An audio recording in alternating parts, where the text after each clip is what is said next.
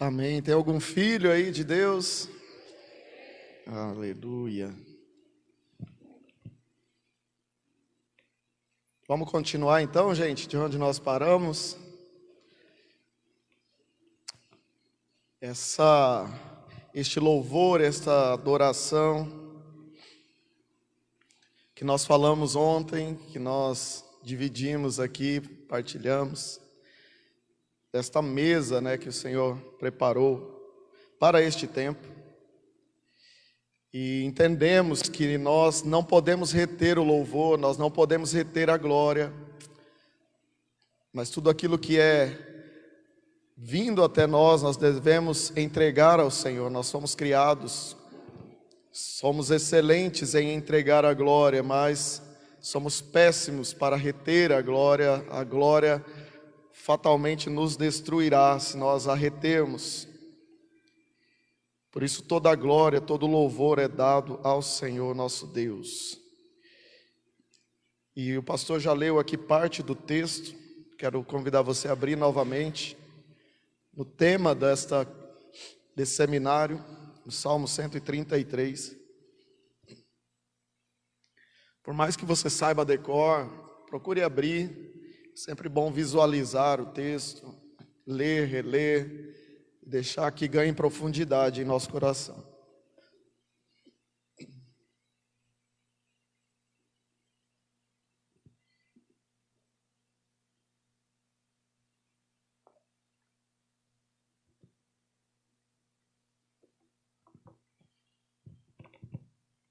Ó, como é bom e suave é que os irmãos vivam em união. É como o óleo precioso sobre a cabeça, o qual desce pela barba, a barba de Arão, e desce sobre a gola das suas vestes. É como o orvalho de Hermon que desce sobre os montes de Sião. Ali o Senhor ordena a sua bênção e a vida para sempre. Amém. Então nós chegamos nesta conclusão, que quando nós entramos no ambiente de adoração, quando nós adoramos a Deus em espírito e em verdade, entregamos o louvor a Ele, a esse esvaziar do nosso ser, e nós absorvemos nossa verdadeira identidade que está no nosso Pai. Ninguém aqui é diferente do seu Pai.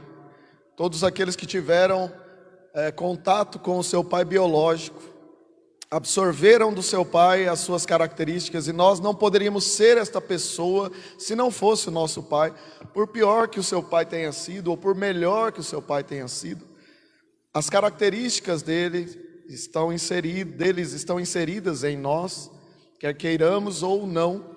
É claro que aquilo que era contrário à natureza de Deus, o Espírito está trabalhando e você está sendo aperfeiçoado, mas a sua origem está no Pai. Quando nós nos deparamos com o Pai neste tempo de intimidade, de adoração, então este Pai que nós cantamos, que nos adotou, ele começa a impregnar a nossa vida com sua natureza, com o seu caráter, E é por isso que o Pai procura os verdadeiros adoradores, porque Ele precisa imprimir em nós. Ele já nos deu o direito à filiação, mas agora Ele quer que os filhos sejam parecidos com Ele.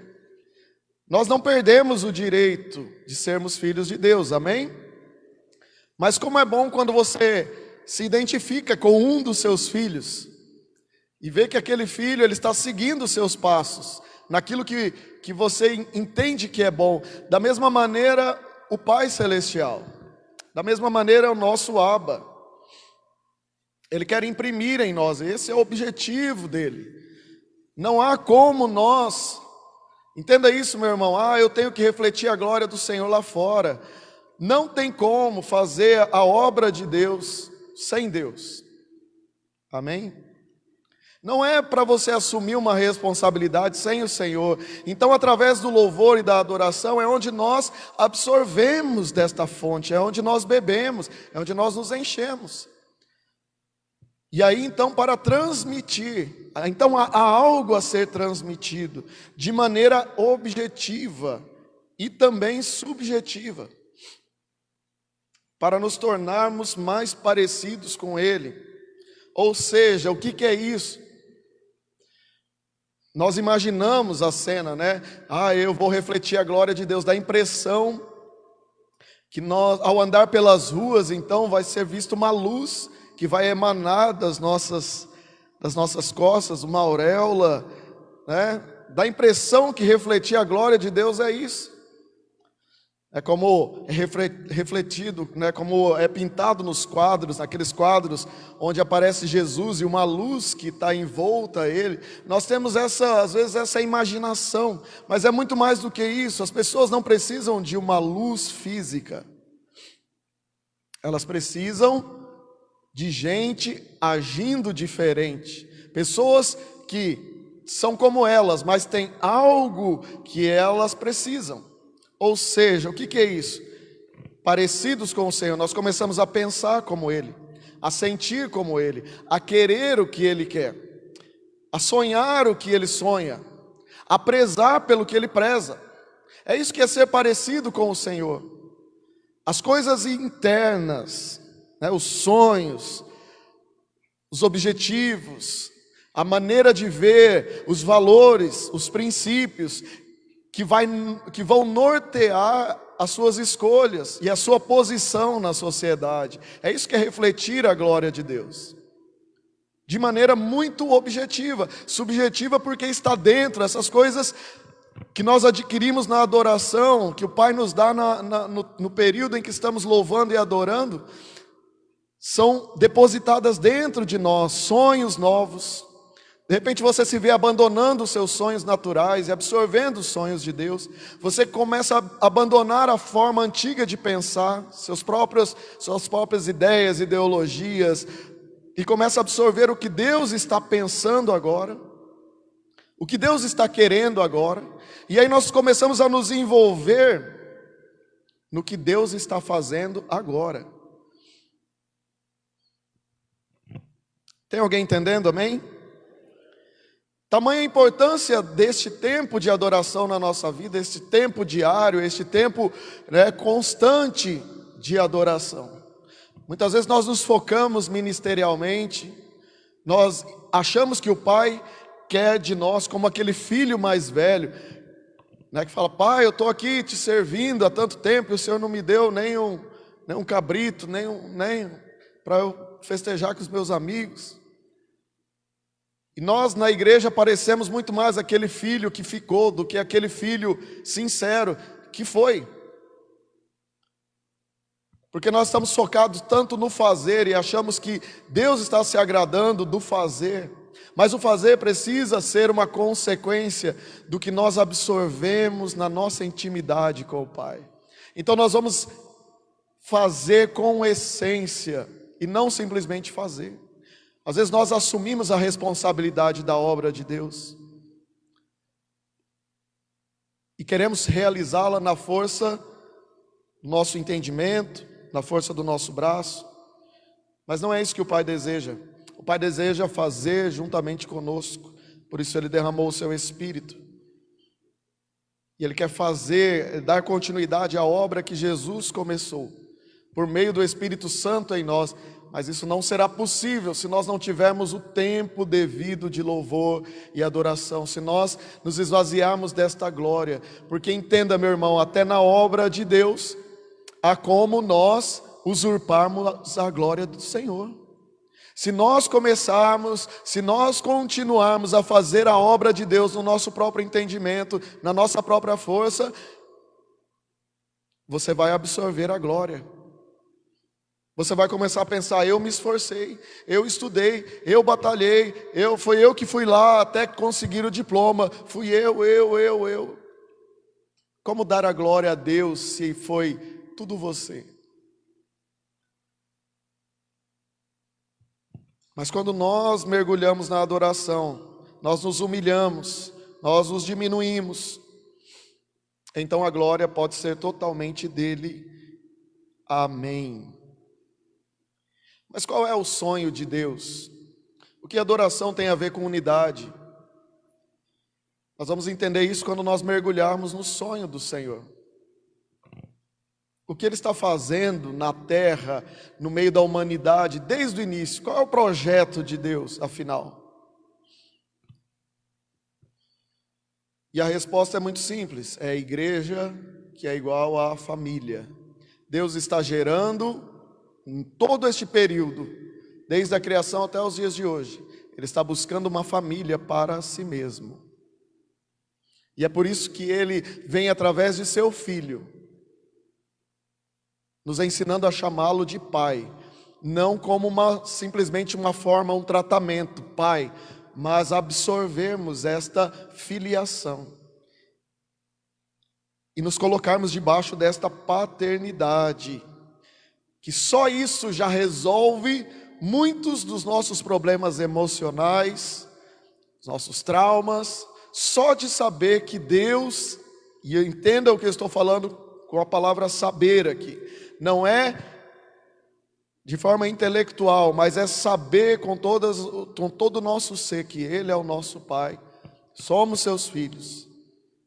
E mais uma vez repito, não apenas de direito, mas de verdade, alguém que é parecido com o Senhor. Então Deus, Ele desde a criação, você vai perceber que o Senhor vinha até Adão, e nós estávamos em Adão, amém? Então sempre foi relacionado a nós, a coletividade, nunca a alguém específico. É claro que o Senhor trata algumas coisas contigo de maneira individual. Ele é o seu Pai, mas Ele é o nosso Pai. A ideia de Deus para desfazer este algo tão forte dentro de nós, chamado egoísmo, é trazer este senso comum, esse senso de comunidade, esse senso familiar, de que tudo é nosso, como diz o apóstolo Paulo. Então o Senhor, Ele cria o homem, Ele vem ter este encontro conosco na viração do dia. Não para ter um relatório de como foi, como aconteceu naquele dia, a demanda do trabalho que o Senhor colocou sobre Adão. Isso fluía porque faz parte da conversa entre pai e filho, que estão fazendo a mesma coisa, amém? O pai criou e falou: filho, agora dá a manutenção, eu vou deixar isso a seu encargo. Então pai e filho trabalhando juntos, e o pai vem saber como é que a coisa está acontecendo.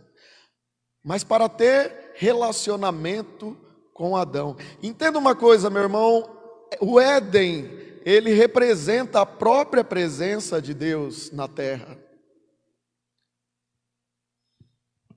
Adão vivia na presença de Deus. Éden, muito mais do que um local, ele é um ambiente. Um ambiente que representa a glória de Deus. Mas mesmo assim o Pai vinha na viração do dia para ter um encontro conosco. Então a ideia de Deus era que isso perdurasse, que isso acontecesse juntamente com Adão e Eva. Mas nós sabemos que isso foi interrompido, aconteceu um desastre ali. Mas nós percebemos o desejo de Deus ali, estar conosco. Viver família. Em Noé nós vemos a mesma coisa. O Senhor prepara o escape para quem? Para a família de Noé. Para recomeçar a vida na terra em relação à humanidade através de uma família. Amém? Estamos entendendo? Estamos falando disso porque se nos tornamos mais parecidos com o Senhor, nós vamos também aprender a sonhar o que o Senhor está sonhando. Aprender a prezar pelo que o Senhor está prezando. E nos esforçar por isso. Entenda o porquê que a pandemia foi tão devastadora, especialmente para a igreja. Porque não há igreja sem comunhão. Não existe igreja online. Amém. Por mais que estejamos transmitindo, e esta é uma ferramenta para aqueles que não podem estar, mas aqueles que podem, devem estar, se creem de todo o coração que são igreja, nós precisamos estar juntos. Não há igreja bíblica sem comunhão, sem união, sem unidade. O Senhor está dizendo neste texto, esta não é uma opinião do salmista, ele está refletindo o coração de Deus, dizendo, como é bom e como é suave que nós estejamos juntos. Amém. Nós vamos ver isso na vida de Abraão. O Senhor começa uma nação que o represente e que faça o sacerdócio entre as nações, através de uma família. A semelhança dos dias de hoje. Não ter mais tempo para estar com a família. Imagina, aquele povo trabalhava o dia inteiro, estava exausto. Chegava em casa, praticamente comia alguma coisa, dormia e ia trabalhar no outro dia. Então, a estratégia de Faraó, a mesma estratégia de Satanás para os nossos dias, estarmos tão atarefados, voltamos para dentro das nossas casas, achando que íamos ter mais tempo com a família, mas as demandas aumentaram. Hoje se pode trabalhar online, então já não há, às vezes nós não conseguimos mais dividir o que é trabalho, o que é de casa, o que é família. Estamos sempre trabalhando, estamos sempre online, estamos sempre respondendo a alguém, sempre tentando suprir a expectativa, e quando vemos o nosso tempo familiar foi, porque esse é o objetivo de Satanás, desfazer as famílias. Desfazer a sua família, que é a expressão de Deus, a expressão do sonho de Deus, desfazendo assim a igreja, que é a extensão da família. Então imagine isso. Mas chega o dia onde o Senhor fala, eu vou tirar vocês dessa terra, eu vou tirar vocês dessa condição. Então o Senhor passa as instruções para o seu servo Moisés. E esse transmite ao povo, olha, vocês vão fazer um sacrifício. E é um cordeiro para cada família. Amém? Um cordeiro para cada família, mas se a família for pequena, você vai chamar o seu vizinho e vocês vão partilhar. Então, antes da saída deste povo do Egito para a terra prometida, Deus restaura a comunhão familiar. Amém? Tem alguém entendendo?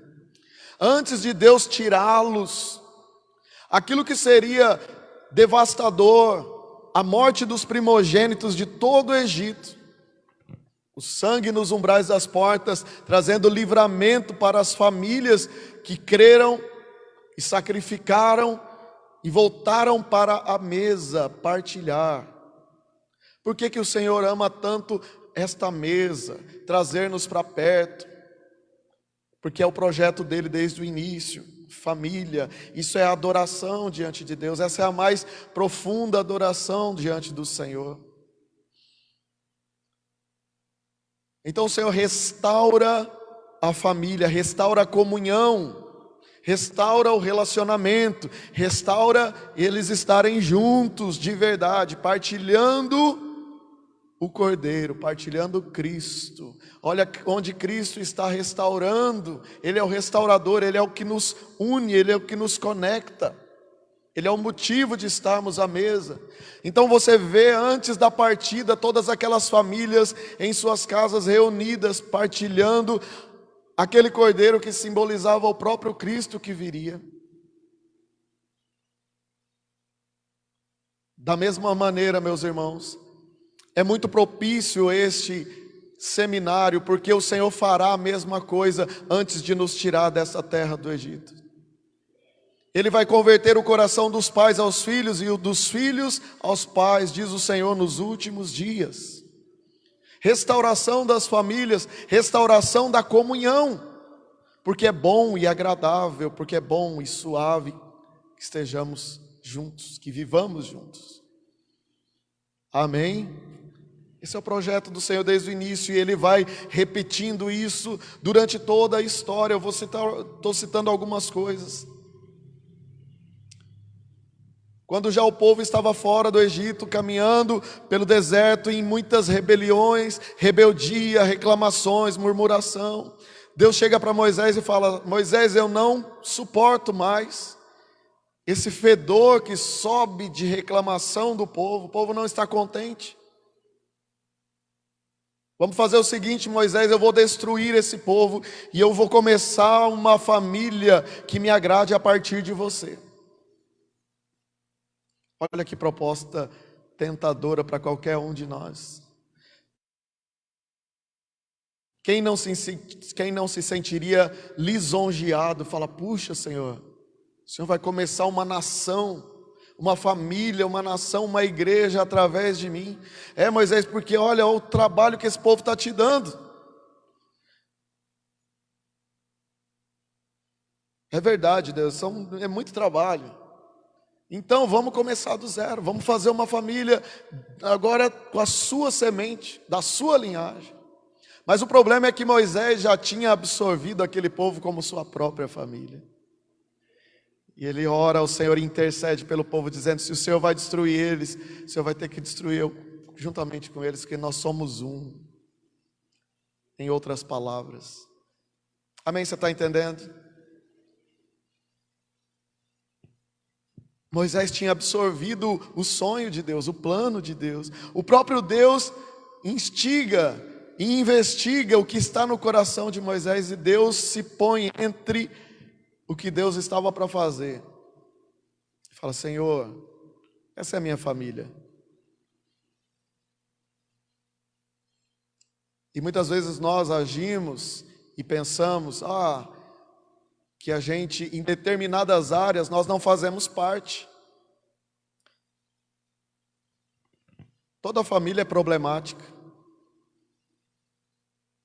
Se você pegar a genealogia de Jesus, você vai ver uma família problemática, a família do Filho de Deus. Tinha ladrão, tinha ex-prostituta, tinha assassino. Amém? Você está entendendo? Tinha eu e você, mas Jesus nos adotou. Mesmo assim, Ele falou: essa aqui é a minha família. A ira que estava vindo sobre nós, Ele se colocou na frente, Ele foi atingido e moído por cada um de nós, para que não atingisse e não chegasse a destruição à nossa vida e à nossa casa. Amém? Da mesma maneira, meu irmão, se você está nesta igreja, a sua família, os seus familiares, você precisa absorvê-los, você precisa amá-los, você precisa saber que você é parte. Amém? Você faz parte das bênçãos, mas você faz parte dos problemas. E quando a gente pensa assim, a gente jamais vai trocar de igreja por causa de problema. A não ser que a nossa igreja não seja uma igreja bíblica, o que eu desconheço daqui. Nessa hora, o amém.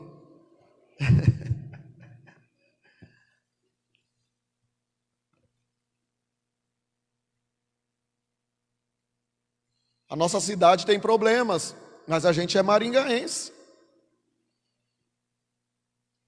E se o Senhor quiser destruir aqui, nós precisamos ser aqueles que se interpõem. Senhor, a nossa família. E aí começar a amar a nossa cidade, e não estou falando dos prédios, estou falando das pessoas. Às vezes eu estou andando pelas ruas e eu vejo as pessoas ali caminhando, e o Espírito vai movendo meu coração, falando: eles são nossa família.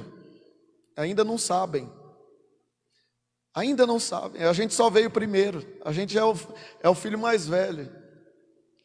Mas eles são nossa família. Por isso, devemos continuar clamando pela nossa cidade, a semelhança de Moisés. E Jesus, que nos adotou por seu próprio sacrifício, por sua entrega. Aleluia por isso. E eu quero ir com você lá para o texto. Já entendemos que a unidade tem tudo a ver com a adoração. né? Jesus, ele antes de partir, a sua oração final antes de partir foi qual? Senhor, que eles sejam um, que eles sejam uma família, assim como Pai, a gente é uma família, que eles sejam uma família. Só quem é família, diga amém. Glória a Deus. E o texto está dizendo, ó, quão bom e suave é que os irmãos vivam em união. Esta não é uma opinião, como eu já disse, mas é Deus falando. O salmista percebeu o sentimento de Deus e ele captou aquilo, e aquilo agora faz parte dele, ele também entende desta maneira. E ele ama a casa do Senhor. Nós vamos ver os salmos estão repletos disso. Quando irei e me verei perante a glória do Senhor, perante a face do Senhor, quando eu estarei em sua casa. O desejo de estar na presença de Deus, de estar em família, de estar em unidade, de estar em união. E eu quero chamar a sua atenção para essa palavrinha suave. Como é bom quando as coisas são suaves, não é verdade? Será que essa pessoa que está aí do seu lado, ela é suave? Porque tudo que é bom, mais suave, fica maravilhoso. Amém? Se tiver alguém pertinho de você e você puder falar, mesmo com máscara, fala para ele assim, irmão, vamos ser mais suaves.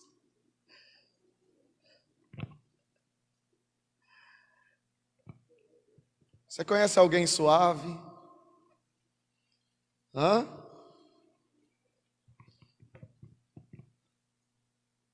Pessoas suaves são mais fáceis de lidar, não é verdade?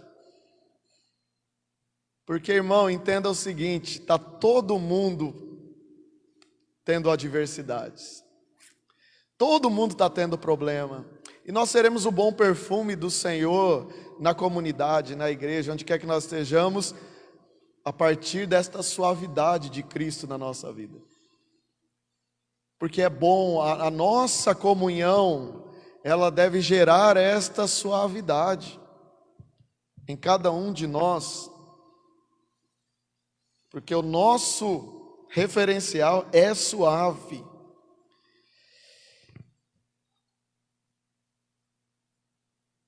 E note que o texto está dizendo quão bom e agradável, quão bom e suave é que os irmãos estejam, mas está dizendo que os irmãos vivam em união. Viver é uma continuidade.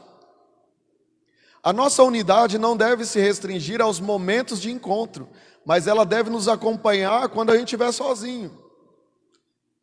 Parece uma coisa louca, mas é isso.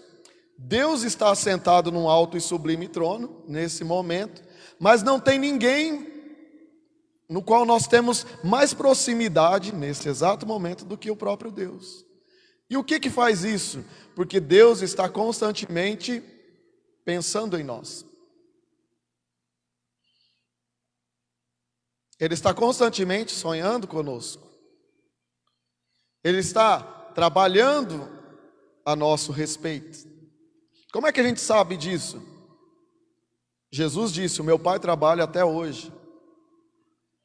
Jesus subiu ao céu e hoje intercede por nós com gemidos, intercede por nós à destra de Deus, o Pai.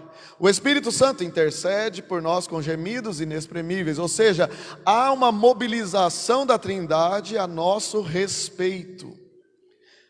E mesmo que não estejam fisicamente conosco, estão em unidade conosco.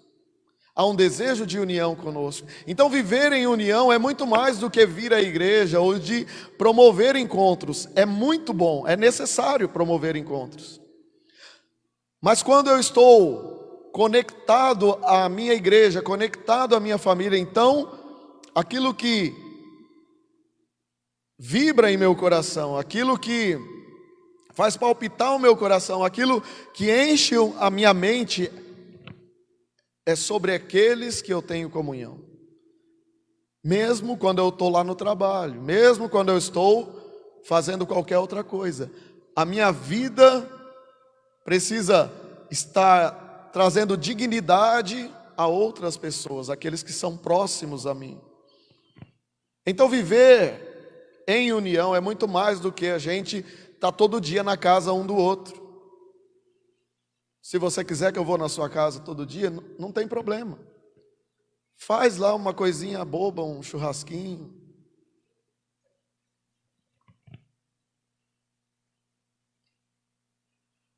O texto vai continuar nos dizendo, é tão suave, é tão bom isso, que ele é como um óleo precioso que desce sobre a cabeça e desce e vai descendo, chega à barba de Arão e vai tocar até a orla das suas vestes, porque esta era a unção sacerdotal do Antigo Testamento. Nós ungimos hoje, é um pinguinho de óleo para cada um, não é verdade? Quando tem unção na igreja, né? Algumas igrejas passam na testa, enfim. Mas naquele tempo enchia um chifre enorme de óleo e se derramava sobre a cabeça do sacerdote ou do rei. Mas aqui especificamente está falando da unção sacerdotal. E Arão foi o primeiro sacerdote, segundo a lei. A função do sacerdote, como nós já falamos, você entende isso, é este papel de se colocar entre o homem e Deus, é o intercessor. É clamar por aqueles que não podem clamar. E aqui por isso eu estou dizendo, meu irmão, você precisa aprender a amar a sua cidade como Cristo ama a sua cidade. Amar os seus familiares que não conhecem a Jesus, ou que já conhecem, mas estão longe, a ponto deles fazerem parte do seu clamor, das suas lágrimas, das nossas lágrimas. Pois o Senhor tem nos chamado a um ministério sacerdotal. É aquele que se põe ali para clamar por aqueles que não podem. Esse é o ministério sacerdotal. Essa igreja tem um ministério sacerdotal. Há uma responsabilidade sobre este povo de clamar pela cidade, mas também sua, individual, de clamar pela sua cidade, até que ele venha. Para que a gente venha entender um pouco mais, existem 3 níveis de prensagem na extração do óleo, provavelmente você já ouviu sobre isso. Então, na prensa antiga se espremia as azeitonas 3 vezes, porque a cada vez que se espremia, se saía um óleo diferente. O primeiro óleo fala desta unção, era o óleo usado para a unção, o óleo mais excelente. Esta unção tem a incumbência de quebrar jugo, ou seja, de trazer libertação, de trazer restauração. Então as pessoas que são ungidas com este óleo, esta unção sacerdotal, elas estão capacitadas pelo Espírito, mas não sem o Espírito, de ir e libertar pessoas. O que Jesus disse no início do seu ministério, o Espírito do Senhor está sobre mim, Ele me ungiu para pôr em liberdade aqueles que estão cativos, os quebrantados, né? Trazer liberdade. Então, meu irmão, você é a igreja do Senhor, o Senhor te chama para este ministério sacerdotal, vós sois o sacerdócio santo. E este primeiro óleo que desce sobre o antigo sacerdote, também sobre nós vamos ver isso mais adiante. Ele traz esta responsabilidade, ele traz esta característica. A questão é nós colocarmos em prática por meio da fé. Não vamos me ater muito aqui, porque senão a gente vai... Mas a segunda prensagem produz, daquela mesma azeitona, produz um outro óleo, que é usado para alimento, que é aquele que você usa para fazer aquele risoto, né? Para fazer a paella, mas também para a luz. Se usava este óleo para iluminar. E o terceiro para sabão, destinado à limpeza. E olha só, nós estamos falando do Salmo 133, mas isso vai nos remeter e fazer sentido para nós hoje, porque nós estamos em uma época de 2000 anos depois de Cristo. E quando nós pensamos em prensagem, o nome que nos vem em primeiro lugar é o Getsêmani. O Getsêmani era este lugar de prensas. O nome Getsêmani quer dizer isso, prensa de azeite. E você sabe muito bem que o Pai encaminhou o Filho a este ambiente, e ali Jesus foi prensado, para termos uma unção real e sacerdotal, para vivermos como reis e sacerdotes nessa terra, não reis segundo a concepção humana, mas reis segundo a concepção de Deus. Um rei segundo a concepção de Deus, é só nós olharmos para a procedência desse rei dos reis e senhor dos senhores. Este rei servo, este rei que desce, esse rei que lava os pés. Amém? Mas você é rei e você é sacerdote. Jesus morreu e foi prensado no Getsêmani. Por isso ele soou gotas de sangue. Ele foi prensado ali, para nos dar esta unção sacerdotal e real. Ele foi prensado para nos dar o alimento e luz. Desculpa eu estar...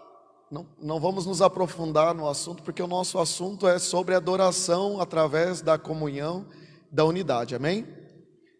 Mas você pode pegar este assunto e você pode depois se aprofundar nisso.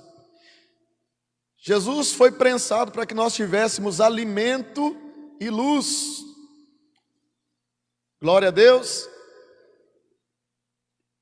E Jesus foi prensado para que nós tivéssemos limpeza do nosso pecado. Então, o Senhor ali, Ele foi prensado e nos traz este óleo completo, essas 3 variedades de óleo completos em Jesus Cristo, para nos capacitar a sermos promotores da unidade. Em primeiro lugar, amantes da unidade.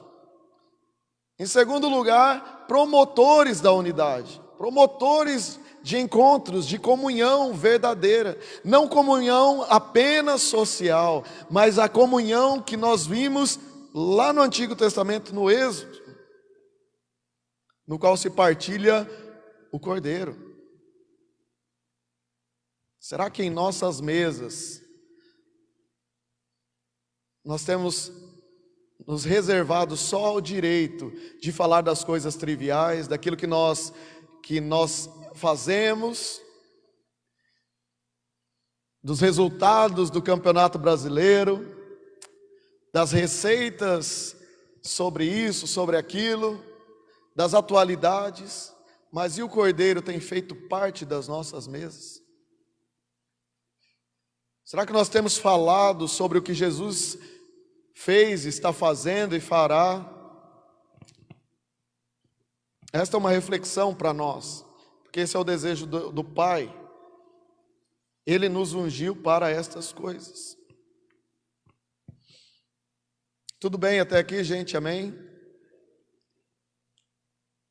Então Jesus, ele nos dá uma unção completa, segundo o texto aqui do Salmo 133, que vai nos dizer o seguinte: é como um óleo precioso sobre a cabeça, o qual desce pela barba de Arão e desce para as golas das suas vestes, até os pés.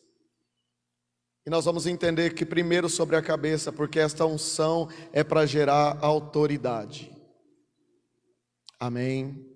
É por isso que você não consegue fazer a obra de Deus sem Deus de maneira efetiva, porque a autoridade vem dele, e para essa autoridade estar ativada na nossa vida, ele precisa estar em evidência. Muitas pessoas defendem a autoridade com unhas e dentes. Eu sou autoridade. Mas muitas vezes a autoridade não está ativada. Por quê? Porque as pessoas não veem Cristo na vida desta pessoa. Amém? Você está entendendo? A autoridade do Senhor só é ativada em nós, só está em evidência porque Ele habita em nós. O Senhor, mesmo tendo se desagradado de Saul, não revogou a autoridade sobre ele. Mas as pessoas já não seguiam Saul como antes, porque ele deixou de refletir a glória de Deus. Então Saul cumpre o seu tempo, como alguém que tem uma autoridade que foi desativada, ela estava sobre ele. Porque Davi, tendo a oportunidade de matá-lo, diz: ai de mim levantar a mão contra a autoridade do Senhor. Amém? Você está entendendo? Algumas pessoas ainda estão vivas no nosso meio, pela misericórdia de Deus, mas já não tem ativada a autoridade na sua vida, porque o Espírito Santo não tem liberdade na vida deles.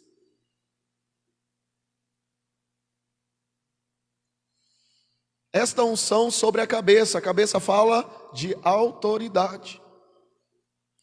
Mas esta unção, ela desce, ela escorre sobre a barba de Arão, e a barba fala de identidade.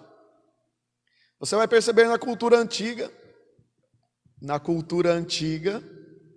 né, nada contra os irmãos que têm barba, né, que estão resgatando esta forma, né, dos homens, porque na cultura antiga a barba mostrava o quê? A maioridade, dava a característica. Você vai perceber que cada homem tem uma barba diferente, algumas bem espalhadas, né? Outras cheias, outras, né, que crescem mais rápido. Enfim, a barba fala da identidade do homem.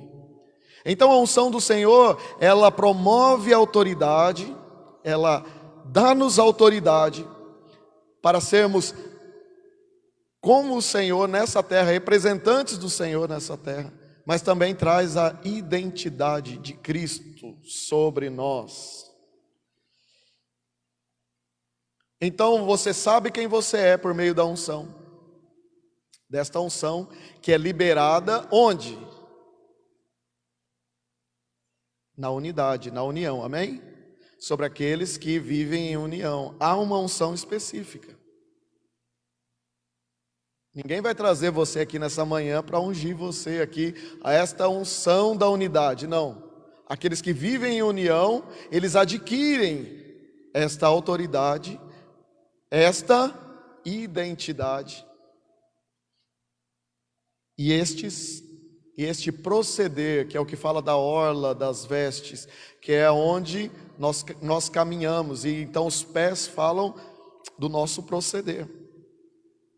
Uma autoridade, uma identidade e um proceder característicos desta unção que é liberada por Deus na unidade.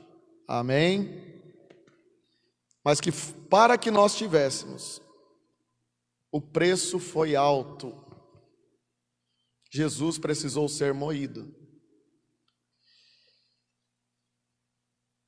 Glória a Deus. Vou tentar terminar no horário, pastor. O texto vai continuar nos dizendo o seguinte: todo este texto está falando de uma coisa só. Parece que são coisas desconexas, mas ele está falando de uma coisa só. Ele está falando da beleza, da importância, de como é maravilhoso que nós estejamos juntos, e está fazendo comparação com a unção, e está fazendo comparação com o orvalho que desce, verso 3, sobre o monte, sobre o Hermon, e também desce, e depois o orvalho sobre o Hermon, e que desce sobre os montes de Sião. E então vai nos dizer, fechando, que é ali que o Senhor ordena a sua bênção. Este orvalho que desce sobre o monte de Hermon. Onde se localiza o monte Hermon? No norte de Israel. Lá está o Hermon, onde nasce o Rio Jordão. Amém? Hermon é próximo de onde nasce o Rio Jordão. Salvou aí? Beleza? Amém? Ok. Monte de Sião se localiza em Jerusalém, cerca de 200 quilômetros ao sul do Hermon. Uma distância considerável. Amém? E o que é este orvalho, senão uma chuva fina, suave? Olha aí para quem está perto de você e fala assim: irmão, suave. Suave, irmão. A unção é suave. É bom e suave. A chuva, o orvalho é uma chuva suave. A igreja é suave. Você é suave, amém? Amém. Graças a Deus por isso. E quando nós olhamos esse texto, nós falamos: puxa, como é que o orvalho que vai cair sobre o Hermon vai chegar até o Monte de Sião, 200 quilômetros depois, ao sul? Que comparação que é essa? Mais um dado aqui para a gente anotar. O Jordão significa descer, fluir.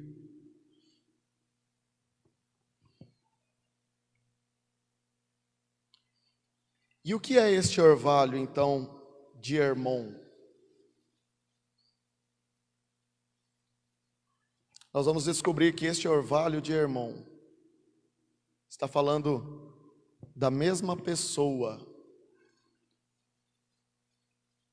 que nós falamos na unção que foi moída no Getsemane. Jesus é a unção para a igreja. Ele está expresso nesta prensagem do Getsemane, mas ele também está expresso neste orvalho que desce sobre o Hermon.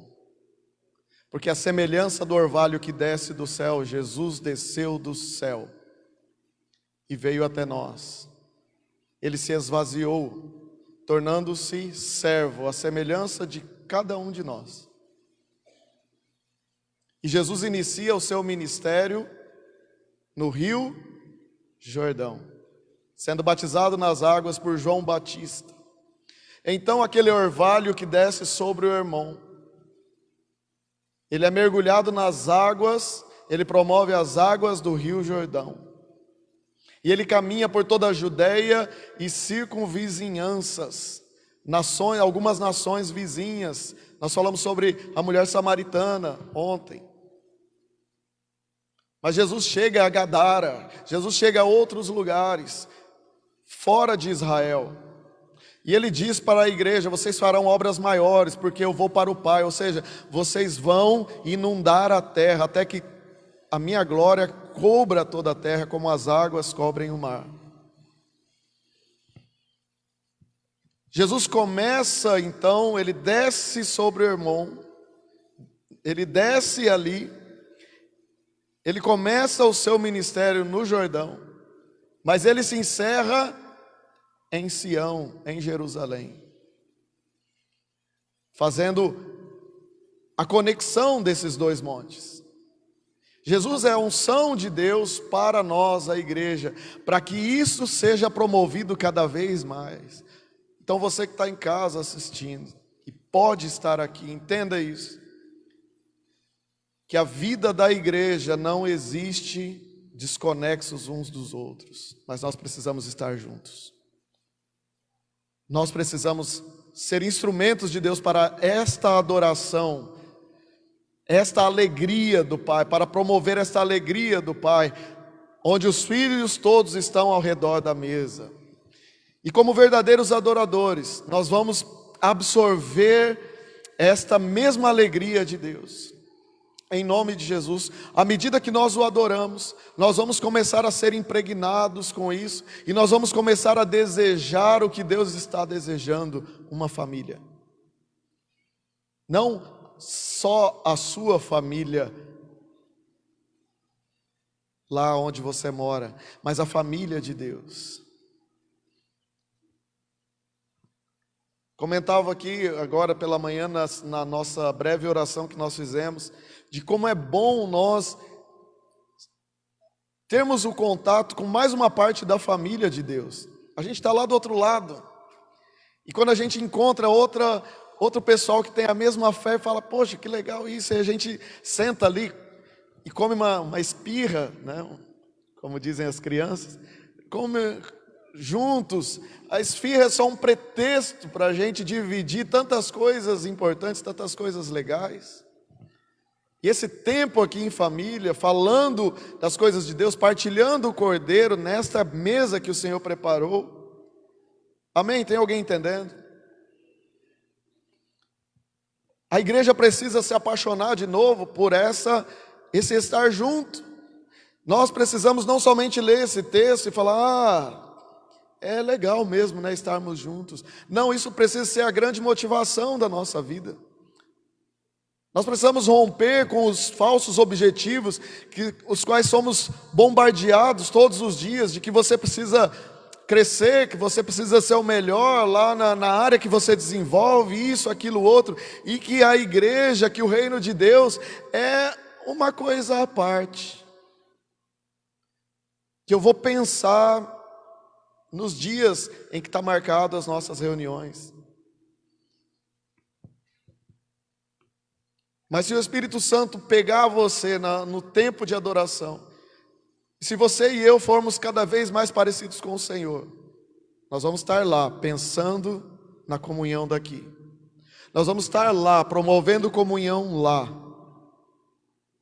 gerando sede lá, dessa mesma comunhão.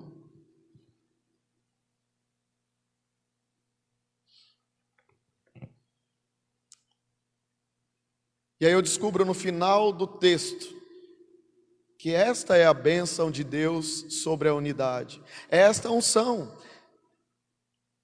É como esta unção, é como este orvalho, que ambos apontam para Cristo, para Jesus. A bênção da unidade e a vida para sempre é o próprio Jesus. Ele é o caminho, a verdade e a vida. Ele é a grande bênção que nós colhemos por estarmos juntos. Onde estiverem 2 ou 3 reunidos em meu nome, ali eu estou no meio deles. Quantas vezes eu li esse texto e eu quis ser abençoado. Senhor, derrama uma bênção, porque nós estamos aqui todos juntos. E Jesus falou, eu estou aqui já, eu sou a bênção. Eu estava aqui desde o início, eu estava aqui esperando vocês. Sabe aquela mesa que você prepara para os seus amigos na sua casa, e nós temos batido nessa tecla, né? E que bom que estamos em sintonia, pastor, Maçônia, né? Batendo nessa tecla, irmãos, precisamos preparar mais mesas. Você precisa promover mais isso. A sua casa, tem pessoas que você tem confiança, tem segurança de chamá-los para dentro da sua casa e promover uma mesa. E ali, se as pessoas não derem oportunidade, não derem liberdade, de repente, de você falar das coisas de Deus, mas pelo menos ore por elas.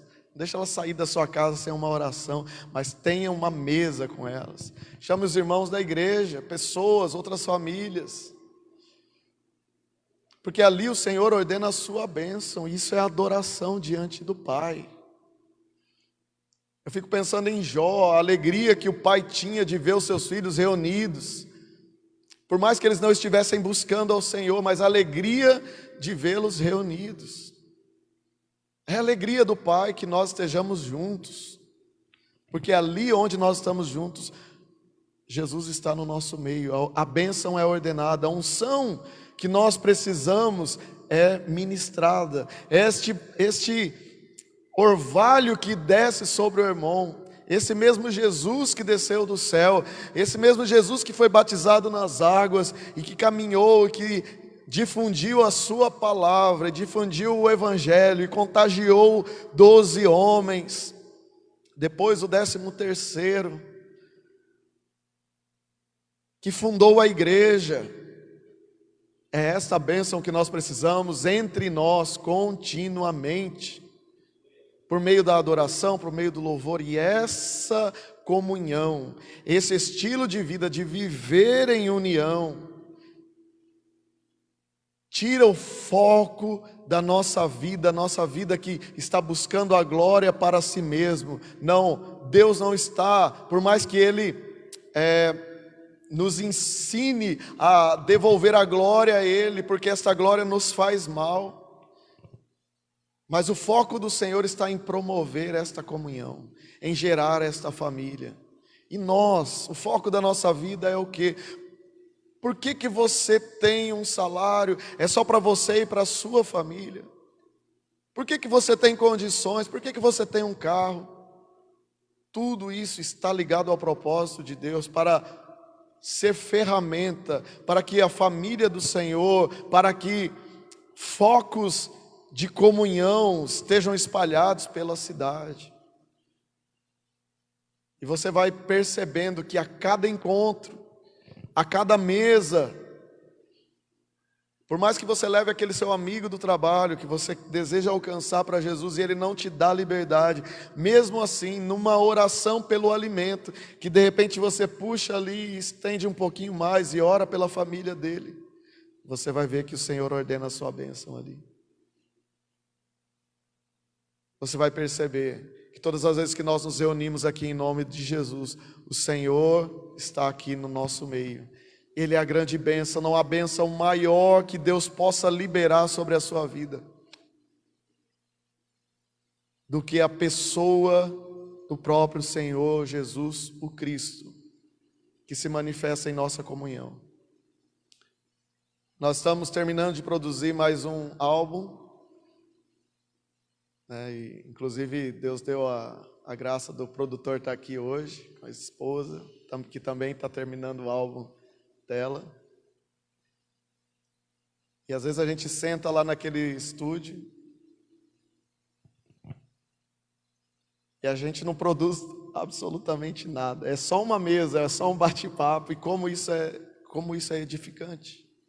Amém? Você tem momentos assim, de 2 ou 3? A gente fala de mesa, parece que é coisa de comer só. Mas nós estamos ali nos alimentando de Cristo, Senhor. Falando das coisas de Deus, das nossas dificuldades, das vitórias que o Senhor tem nos dado, contando testemunho, e saímos abençoados. Mesas com o baterista, o Lu, mesa aqui com a minha prima, cunhada, enfim, irmãos, com pessoas da igreja, com os irmãos todos. Ontem tivemos uma mesa ali.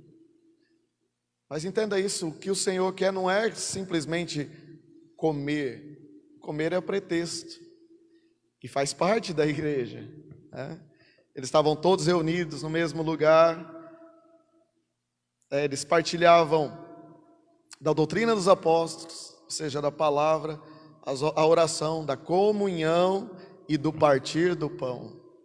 Porque a nossa comunhão precisa se estender e a gente vai ficando com fome, então já traz um lanchinho. Ali o Senhor ordena a sua bênção. Desde o jardim, a adoração tem tudo a ver com comunhão, com unidade, com esse senso de pertencermos uns aos outros, de pertencermos em primeiro lugar ao Senhor, mas de pertencermos uns aos outros, em nome de Jesus. Amém, meu querido? Que você se aproprie dessa palavra. Você quer ser mais abençoado? Seja um promotor das mesas, seja um promotor da unidade, da união, da comunhão, porque é isso que Deus está fazendo nesse exato momento. Ele está se esforçando para que a gente se encontre, para que a gente se encontre ainda mais, porque cada vez que nós nos encontramos, Ele está no nosso meio. Quero convidar você a ficar de pé, nós vamos orar.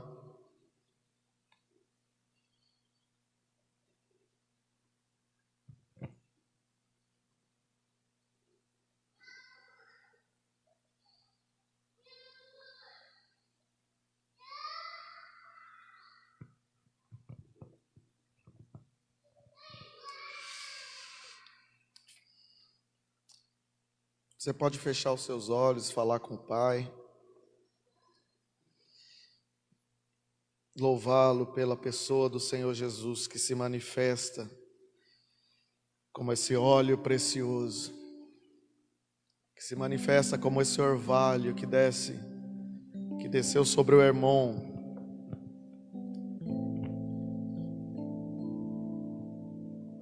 Mas continua a descer sobre a igreja todas as vezes que nós nos reunimos. Quer seja uma reunião na casa de oração, quer seja uma reunião na rua, no restaurante, na praça de alimentação, fazendo o nosso lazer, o nosso esporte.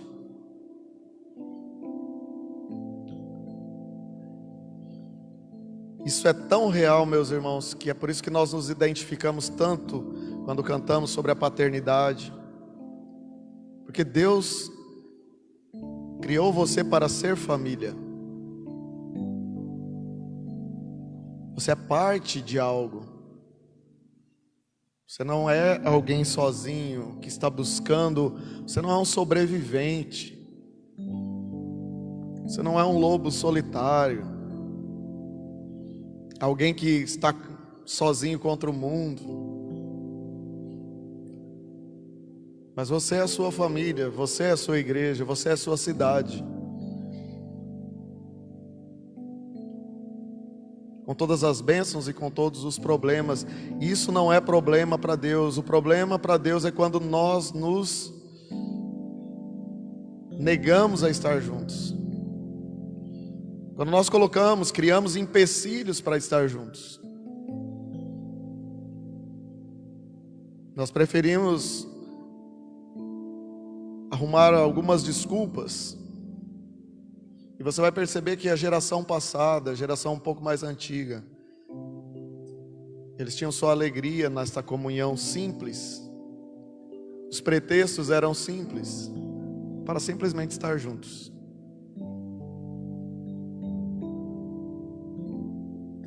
Lembre-se que o Senhor nos amou quando nós éramos ainda pecadores. Ele foi atrás de nós e Ele restaurou a nossa comunhão com o Pai. Nós precisamos aprender a sermos agentes dessa comunhão, agentes de unidade, porque é bom, é agradável estarmos juntos, em nome de Jesus. Pai, aqui estamos encerrando este seminário, que pela Tua graça o Senhor nos deu um presente do Senhor ao nosso coração. Eu te agradeço pela oportunidade, por ter semeado na vida dos Teus servos, Senhor, um tema tão atual, urgente, importante, que sempre vai fazer parte da nossa vida. Os ministérios passarão, as placas de igreja, tudo isso passará, Senhor, mas a comunhão, Senhor, permanecerá para sempre, a adoração permanecerá para sempre. Nós continuaremos eternamente Te adorando e vivendo juntos, Senhor, dividindo tudo, Senhor, como a grande família do Senhor, no novo céu, na nova terra, transitando, Pai, pelos ambientes que o Senhor preparou para nós. Ó Senhor, nos faz enxergar como o Senhor enxerga. Aleluia, Pai, nos faz ver isso. Em primeiro lugar, a nossa comunhão contigo. E se essa comunhão é verdadeira, Senhor, ela vai nos encaminhar a uma comunhão com aqueles que nos cercam, com aqueles que são próximos, com aqueles que o Senhor plantou em nossa vida. Bendito seja o Teu nome por essa adoração sem canções, essa adoração, Pai, que quebra muitas coisas, mas que é como um óleo capacitador, que é como este óleo, Senhor, precioso, que desce sobre nós. E de fato, Pai, quando nós saímos daquele tempo de comunhão, nós saímos fortalecidos. Nós não entendemos o porquê, nós não entendíamos o porquê, mas hoje o Senhor pela manhã nos revela que todo esse tempo que nós temos de comunhão com os nossos irmãos, com a família, com os amigos, e que é partilhado o Cordeiro, o porquê nós saímos tão alegres, fortalecidos desses encontros, é porque o Senhor estava ali o tempo todo, nos fortalecendo, nos ungindo com Sua presença. derramando este orvalho tão suave sobre cada um de nós. Senhor, nos ajuda a romper, Pai, com a resistência à comunhão, a resistência ao estarmos juntos. Pai, na sua sabedoria, Senhor, dá-nos a graça de sermos promotores, de amarmos tanto a comunhão, de amarmos tanto esse estar junto. Ó Deus, que venhamos não querer apenas para nós, mas venhamos promover na vida dos nossos irmãos, na nossa cidade, onde quer que o Senhor nos levar. Sejamos estes pacificadores, sejamos estes embaixadores que juntam pessoas, que unem pessoas, para que o Senhor, da mesma forma que tem nos tocado e tem sido liberada esta bênção da sua presença, de quem Tu és, também possa tocar a muitos, se não a todos, Pai. Essa é a nossa oração, esse é o nosso clamor nessa manhã. Impregna-nos com quem Tu és, impregna-nos com os Teus valores, impregna-nos com o que o Senhor ama, que venhamos amar de igual forma, de maneira ardente, de maneira tremenda, Pai, em nome do Senhor Jesus. Assim, Pai, nós Te bendizemos, deixamos nosso coração aberto para o Teu agir, no nome de Jesus. Amém. Muito obrigado, queridos, pela paciência. Muito obrigado pela atenção. Espero realmente que o Senhor tenha feito algo extraordinário na sua vida, como Ele fez na minha, em nome de Jesus. Um grande